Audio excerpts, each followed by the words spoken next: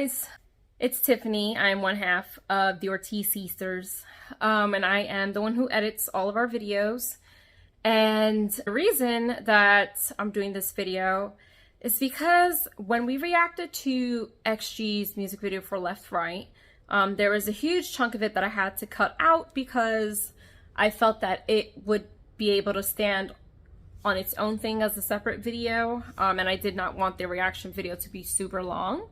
So I wanted to do a disclaimer. I discussed this with my other half, and we both agreed to put a disclaimer before you see the video you're about to see and get some context behind it. Although the topic at hand doesn't directly correlate to Left Right, but we did get into a discussion and expressed our individual opinions on how we felt towards, you know, the K-pop music scene and how it has been changing. Now, I do want to emphasize and express that these are solely our opinions.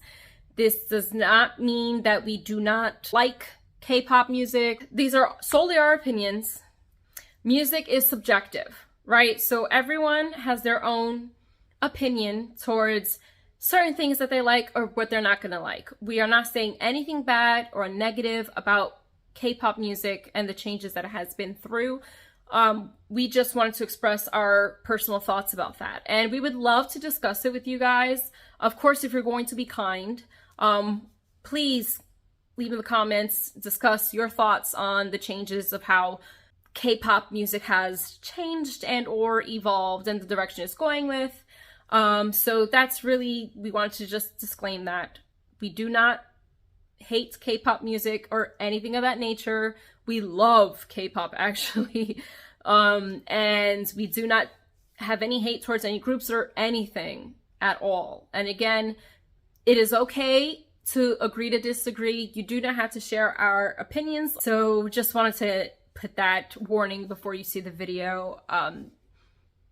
So you guys don't come down our throats. All right, we love you guys. Enjoy the video. I'm glad it seems like they're starting to catch more traction now and getting more attention. Let me just say this. We do reaction videos, right? And views to us really don't matter. Like, we do this for fun. Yeah.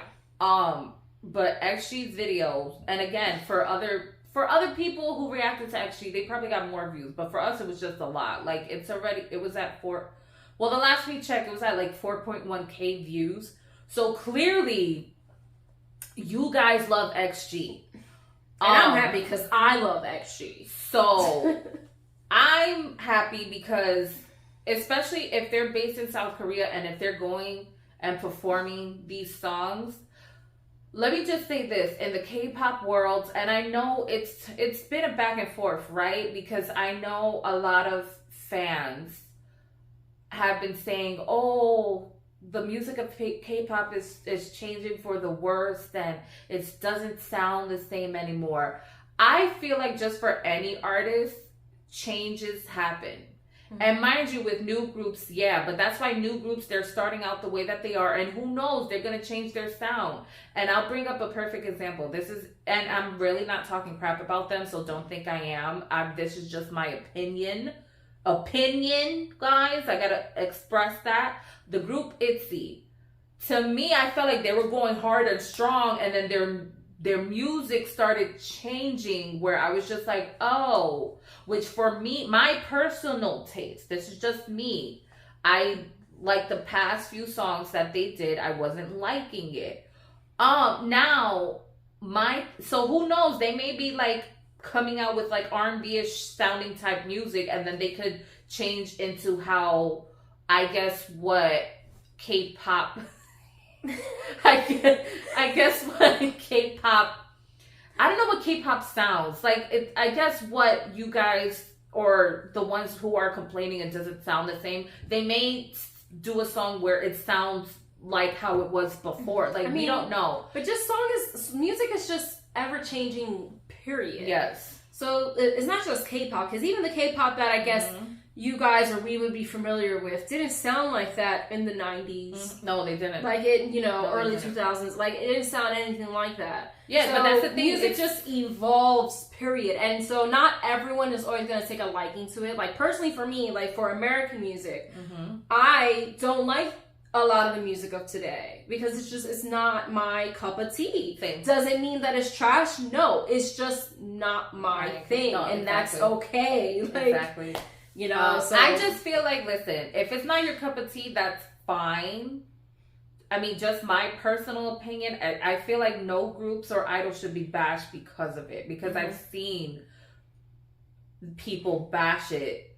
Another perfect example would be BTS. I mean, they did songs in English, and some people were pretty, much bashing. I liked it not because it was English. It was actually catchy to me. I wasn't like, oh, I understand the song. Like, no, it was catchy to me. But a lot of fans were not really liking it because it wasn't sounding K-pop. Or like their usual sound. Or like their usual sound.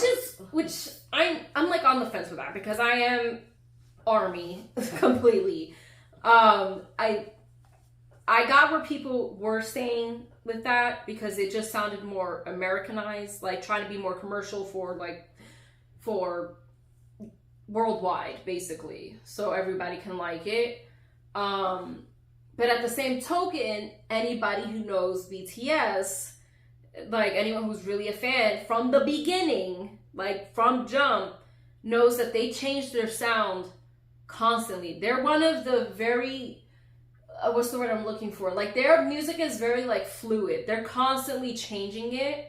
So it's like if you go from the first album is not going to sound like the second album. Second album is not going to sound like the first or the third. Like they are always experimenting with their sound, and they've always been like that from jump. Yeah, but even though they are rap heavy, right? Because the rap line really dominates for BTS, but their sounds, they've always experimented with different sounds in their music. Yeah. So that's I don't want to go on a tangent.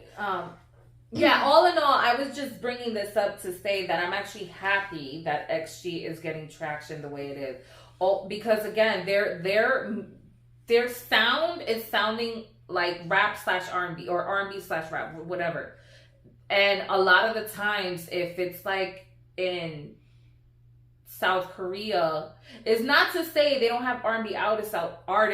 Wow, they don't have R&B artists out there. They do, but unfortunately they don't get that much traction because it don't sound like the typical K-pop. And I'm putting quotes because again, to me, K-pop is what is it supposed to sound like and whatever. But so I'm actually that's why I went on that little tangent, because I'm happy they're actually are getting the traction that they're getting, because with R&B they deserve it. It's hard for R&B to get traction in South Korea. And don't argue with me on this. Like, don't be like, it's a fact. Like, it's the truth. It's hard to try to do R&B out there and for it to be popular. So now, like, we have XG, we have New Jeans who is sounding R&B-ish. We have Les Seraphim.